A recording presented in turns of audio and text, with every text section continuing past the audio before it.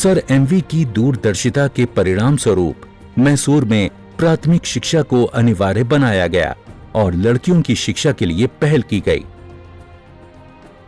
101 वर्ष के जीवन काल के दौरान सर एम विश्वेश्वरैया ने तकरीबन 80 से अधिक वर्ष एक उत्कृष्ट इंजीनियर, एक दूरदर्शी राष्ट्र निर्माता और एक अनुकरणीय इंसान के रूप में बिताया।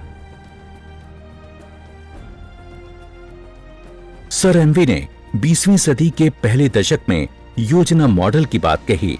भारत के प्रथम प्रधानमंत्री पंडित जवाहरलाल नेहरू ने सर एमवी की योजनाबद्ध अर्थव्यवस्था को बाद में अपनाया।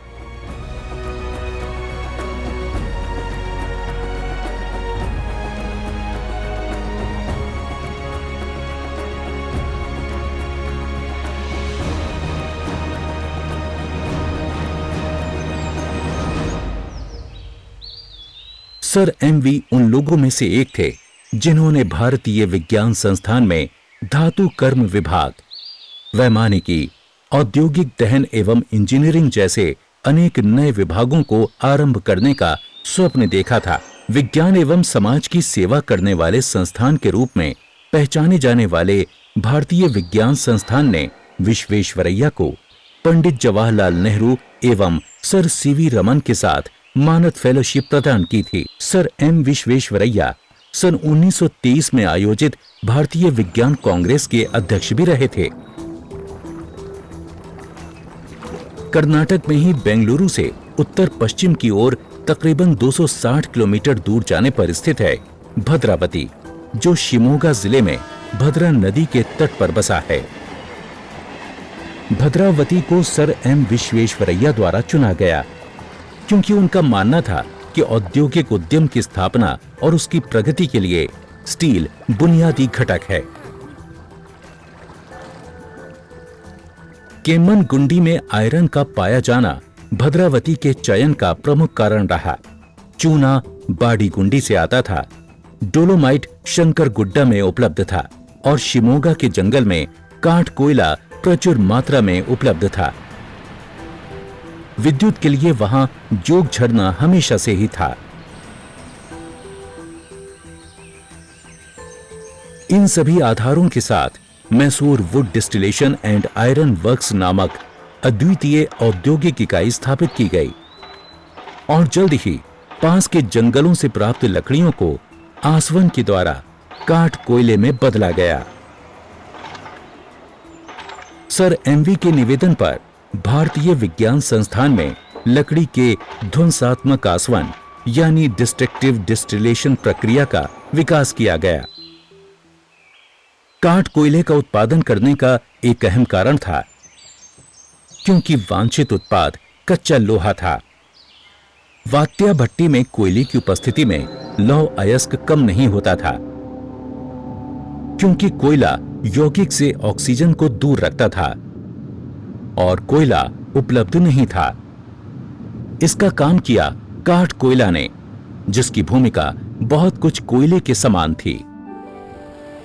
भारत में अपनी तरह की यह पहली भट्टी थी जिसमें काठ कोयला आधारित वात भट्टी को सन 1923 में भद्रावती में स्थापित कर इसे एशिया का पहला संयंत्र बनाया गया, जहां काठ कोयले का उपयोग करके कच्चे लोहे का निर्माण किया गया।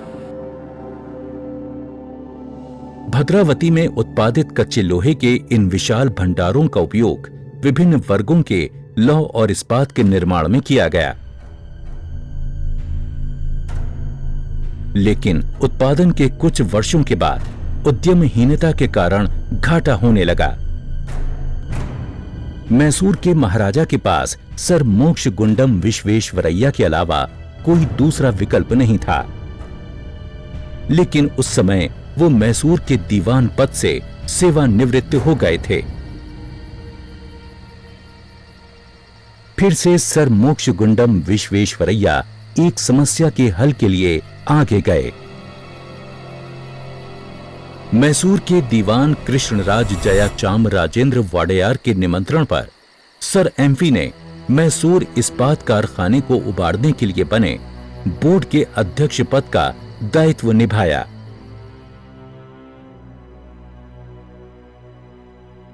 सर एमवी भद्रावती में इस घर में रहते थे जो कारखाने के पास था।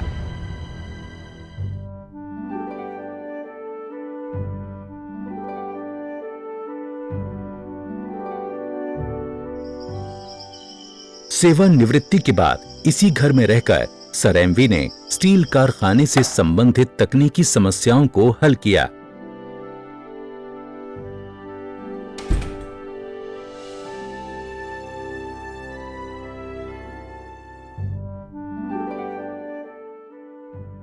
भद्रावती कारखाने के परिसर में इस कार्यालय में अपने सहयोगियों के साथ सर एमवी ने निर्माण दोष एवं संचालन से संबंधित कामकाज और प्रणालियों का वैज्ञानिक पद्धति से प्रबंधन कर कारखाने को घाटे से उबारा। सर एमवी ने 7 वर्षों तक यहां रहकर लिए गए निर्णयों और कार्यालय से बाहर उनको अमल में लाकर इस कारखाने का भाग्य बदल दिया। पहाड़ी की तली से लौह अयस्क को पहाड़ी की चोटी तक लाने के मुश्किल काम को अंजाम दिया गया।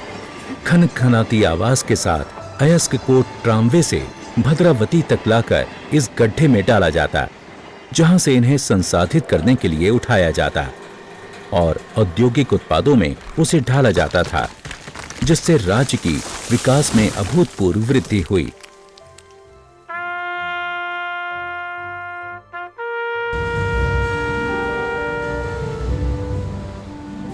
सन 1923 के आरंभ में मैसूर लौह कारखाने से प्रतिदिन 60 टन कच्चा लौह उत्पादित होता था।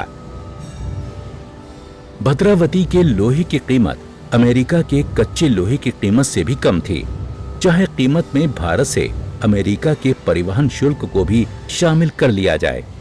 इस कारखाने से अमेरिका के पूर्व तटीय जिलों को 5000 टन कच्चा लौह निर्यात किया जा सकता था।